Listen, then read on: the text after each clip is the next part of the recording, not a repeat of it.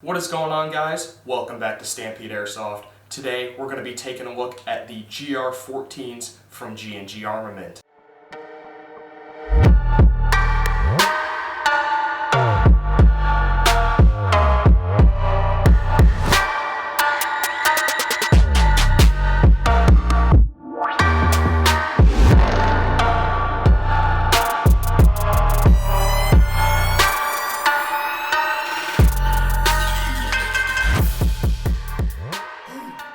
Both of these rifles are based off of the US M14 that were used right around the beginning of the Cold War and the beginning of the Vietnam War. The two versions of the GR14 that I have in front of me today are the GR14 SOCOM, which has this nice black polymer furniture, and then this GR14 Walnut, which has real walnut wood furniture. Aside from the noticeable difference in construction materials on these rifles, there are some small differences here and there that I will point out as I go throughout the video. Going from tip to butt on these rifles, you can see that the barrel is slightly longer on the all-wood one than it is on the SOC 16. The barrel on the all-wood one is a 510mm, where the SOC 16 only has a 300mm barrel. Also, you might be able to tell that the flash hiders at the very tip are slightly different in length and style, but they both keep the same exact just a small amount of orange paint right on the tip. Going back from the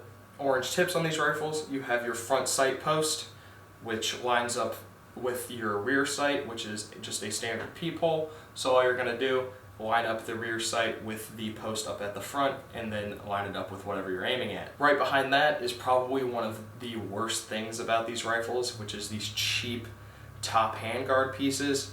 Everything else is made out of either a nice nylon reinforced polymer or this all wood material, but these top covers are made out of a very cheap plastic that you can bend very easily, and if you were to drop these rifles on the ground on their top, you'd probably end up breaking them. Directly below that is a swivel sling attachment point up here. That would be your front sling attachment point, and then your rear one is back here on the stock. Something that is missing from the all-wood one but is found on the SOC 16 is a place to mount a optic. You can mount any sort of optics that you want as long as it mounts to standard Picatinny. Just behind all of that is the fire controls and the bolt area that is very familiar from real M14s. So you have your charging handle right here, and if you pull back on that, it will reveal your hop-up and what would be your shell ejection port. One of the coolest things about these rifles is that when you pull back on the charging handle and let it go, it makes a very satisfying noise, similar to that of the M1 Garand whenever it runs out of ammo and it ejects the clip. The hop-up on these guns are very nice rotary style hop-ups. They're quite stiff, but they're still easy to adjust. And because all you have to do is pull open this charging handle right here and your hop-up's right there, they're very easy to make quick adjustments on the field. You also have the ability to lock the bolt back on these guns. It is a manual thing that you must do. It will not do it on its own, but you'll pull back on the charging handle, push down on the bolt catch, and the bolt will lock back, making it pretty easy to make hop-up adjustments. And then you can just press up on it, the bolt will go forward, and again, make that very satisfying ding noise. Magazine release is no different from any of the other mag releases found on other M14s. It is the small little paddle. You'll press it, rock your mag out of the gun, and then to put it back in, you just do the reverse, seat the front end of the mag in, and then just rock it back into the gun until it clicks into place. The safety on these guns is a trigger guard safety, so to take it off of safe, you'll push it out of the trigger guard, and then to put it back onto safe, you'll just push it back in. The triggers on these guns are nothing special. They're pretty mushy and pretty much what you would expect from a stock gun. Right on the top here is your rear sight. The rear sight is adjustable for elevation, so it has this nice big dial right here that clicks very firmly into each position, and you can see it and you can watch it go up and down as you adjust it. Right to the right of the sight and a little below it is your fire selector. So you can switch this gun from semi to full auto. All you have to do is push in on it and then twist it. On the fire selector, if the A is facing away from you, it is on semi, and then if the A is facing towards you, it is on full auto. Right on the back of these rifles is a nice big fixed stock. You will be able to fit any assortment of batteries in these things, long stick type batteries, big brick type batteries, whatever you want. To access the battery compartment, all you're going to do is flip open the shoulder rest, and then underneath that there's a small little door. You will open that, and inside you will find a Tamiya connector and a fuse farther down inside the stock. For whatever reason, the wood one uses a standard small type Tamiya connector, where the SOC 16 uses a stranger, larger type of Tamiya connector that I've never seen on a gun before. So you can either try and get an adapter for it, or you can just get it converted to regular Tamiya or even Dean's.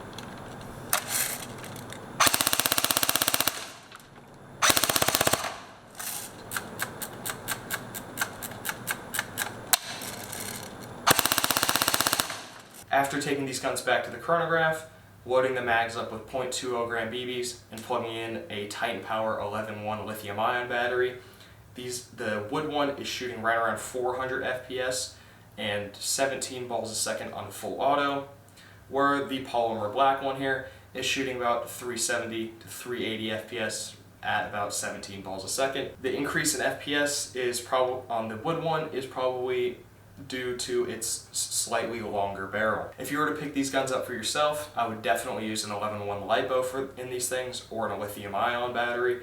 That'll give you the best trigger response and best rate of fire out of them. And then for BB weight, you could use 2.5s, or you could even go a little bit heavier to 2.8s. I would never use anything heavier though, or anything lighter than a 2.5. As you might have been able to tell from some of our other videos, G&G makes very good stuff, and these guns are no different. The only downside is these cheap feeling plastic top handguard area right here. As long as you treat these guns nice and don't drop them or bash them into a wall or anything like that, that should be no issue breaking right there. Otherwise, these are very, very nice guns, very well performing guns for what they are, which is a DMR. And when it comes to the M14 platform, which is usually a pain to build and upgrade, these are probably some of the easiest for people to work on. So if you're looking for a DMR platform, whether you just like the look of a DMR or you're actually looking to play as a DMR, sit back, hit people from far distances, then this G&G GR14s are the way to go. Currently, the all-wood GR14 is going for $339.95, and this black polymer one right here is going for $228.95, and they are both available in-store and online at StampedeAirsoft.com. As always, thank you guys for watching. Don't forget to like, comment, and subscribe. Go check out our Facebook and Instagram to stay up to date with all the new stuff that's going on in store and at the field, and I will see you guys next time.